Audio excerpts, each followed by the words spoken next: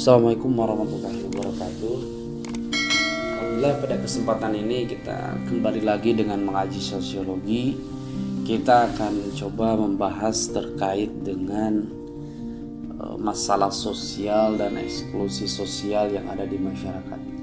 Penting dua hal ini untuk kita ketahui sebagai masyarakat umum ya, bukan hanya misalnya para intelektual di bidang sosiologi, tapi ini untuk umum, untuk semuanya bisa untuk mempelajari dan memahami ini, untuk dapat diambil suatu pelajaran. Masalah sosial dapat diartikan sebagai suatu kondisi yang sebetulnya ya tidak diinginkan, yang tidak sesuai dengan unsur-unsur budaya serta membahayakan kehidupan kelompok sosial sehingga perlu diatasi. Jadi masalah sosial ini penting untuk diatasi secara bersama dan dicarikan solusinya sampai masalah tersebut selesai.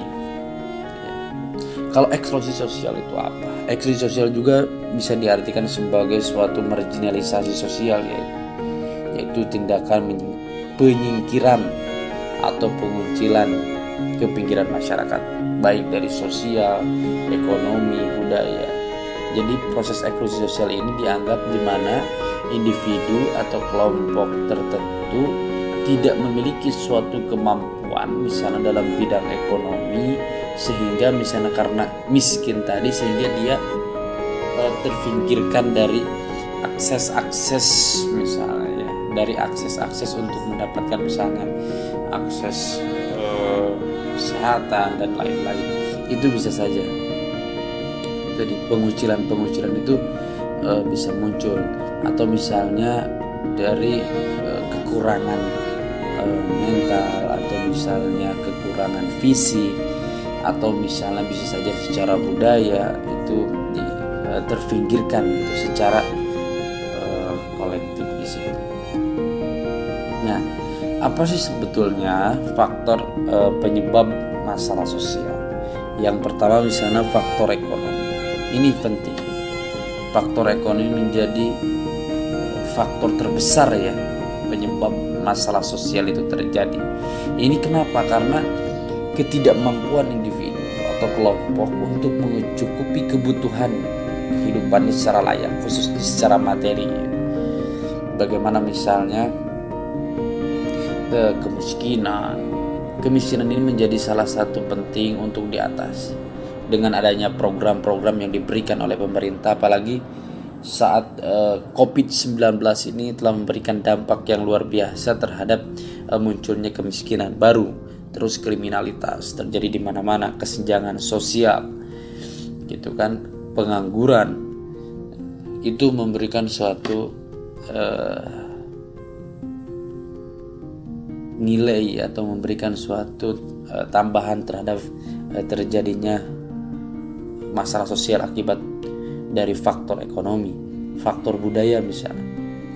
Masalah sosial yang disebabkan oleh faktor budaya dapat dipicu karena adanya ketidaksesuaian pelaksanaan norma, nilai, dan kepentingan sosial pada masyarakat yang heterogen atau multikultural. Contohnya misalnya kenakalan remaja, konflik antar suku, diskriminasi gender, pernikahan dini, perceraian, eksploitasi lingkungan.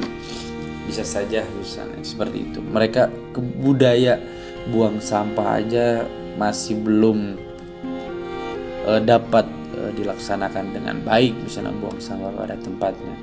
Terus juga misalnya faktor biologis, misalnya ini terkait dengan COVID-19 bisa saja di sini faktor biologis ini.